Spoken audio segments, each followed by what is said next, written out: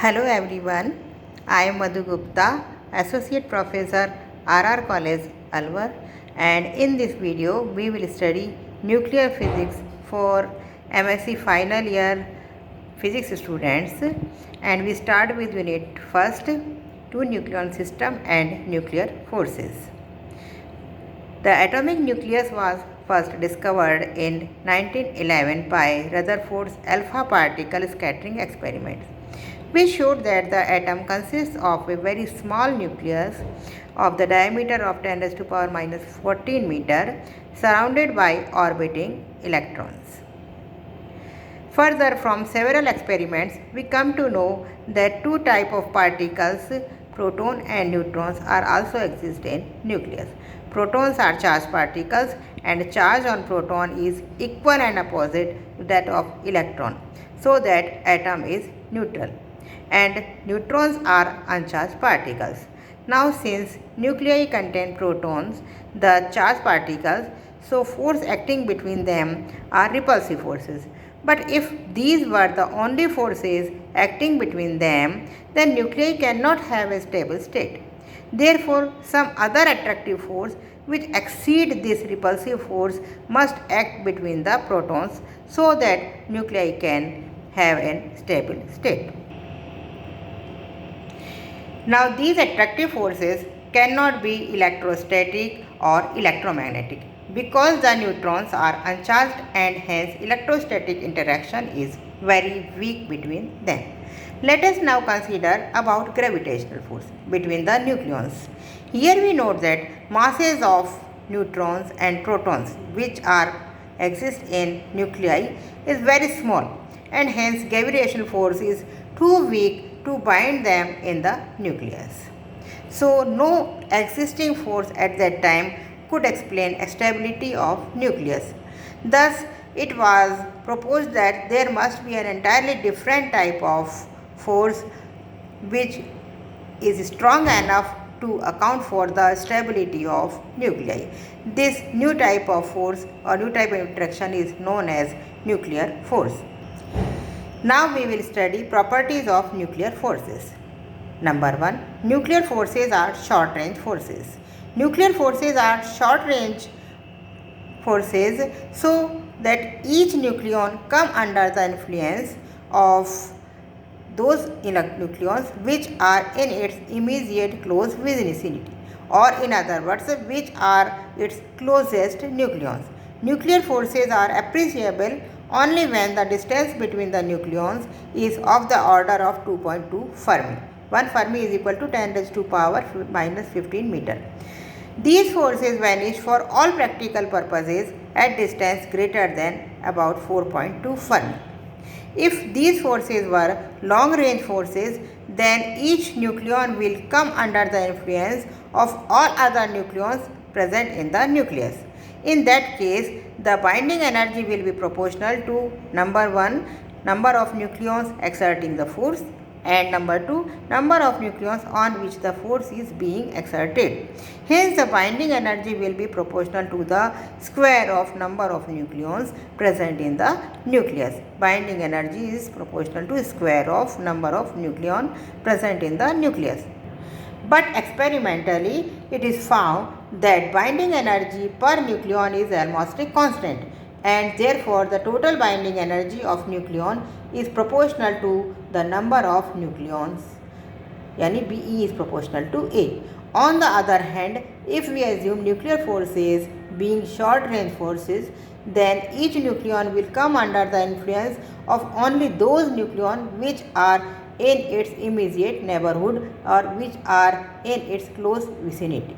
Then only the number of nucleons which contribute to the binding energy of the nucleus, and binding energy will be proportional to the number of nucleon.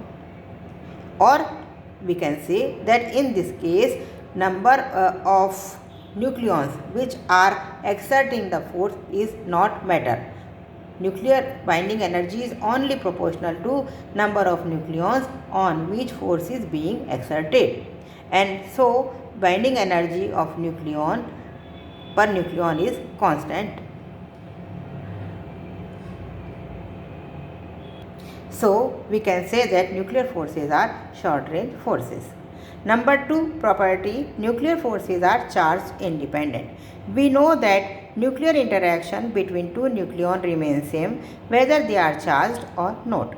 This concept is known as charge independence of nuclear force. So to prove this concept, we can consider many concepts. Number 1, scattering at low energy. At low energy, when incident nucleon is maintained with energy less than 10 mega electron volt, then both scattering length NP and PP scattering length provide the same result. Further, we get singlet NP scattering length is equivalent to singlet PP scattering length. About scattering length, we will study later. Thus, we conclude that nuclear interaction between two protons and one neutron, one proton remains same at low energy. High energy, the result may be differ because in that case repulsive force between two protons contributed. So nuclear forces are charge independent. Number 2 concept, masses of mirror nuclei. Two nuclei will be mirror to each other if one nuclei can be derived from the other nuclei by replacing all the protons by neutrons and all the neutrons by protons. For example, 5 boron 11 and 6 carbon 11. They are mirror to each other because boron contains 5 protons and 6 neutrons and carbon contains 6 protons and 11 neutrons, which are mirror to each other. Thus, both nuclei will be mirror to each other. The conversion between two nuclei can take place by this equation. 6 carbon 11 converts into 5 boron 11, 1 positron and gamma part. When we calculate the binding energy, then we come to know that binding energy of 6 carbon 11 is roughly equivalent to binding energy of 5 boron 11. Thus, we can say that NP interaction in the first case will be same as PP interaction in the second nuclei. So, we conclude that nuclear forces are charge independent. And third concept is comparison of binding energy of even isobars. The example of two even isobar are 4 beryllium 10 and 5 boron 10. In 4 beryllium 10, there is one core of 4 neutron and 4 proton and one NN pair remains. And in 5 boron 10, core of 4 neutron and 4 proton and one NP pair remains. Both nuclei contain same number of nucleons, but in first case, one NN pair is replaced by NP pair in the second.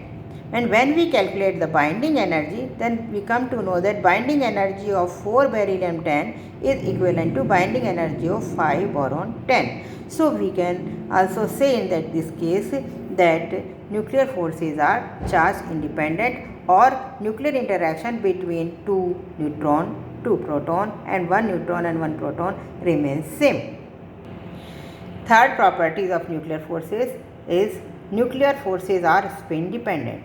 Here we study that nuclear forces are charge independent. They doesn't depend on charge, whether the particle is charged or not. But nuclear force depends on the spin of the particles.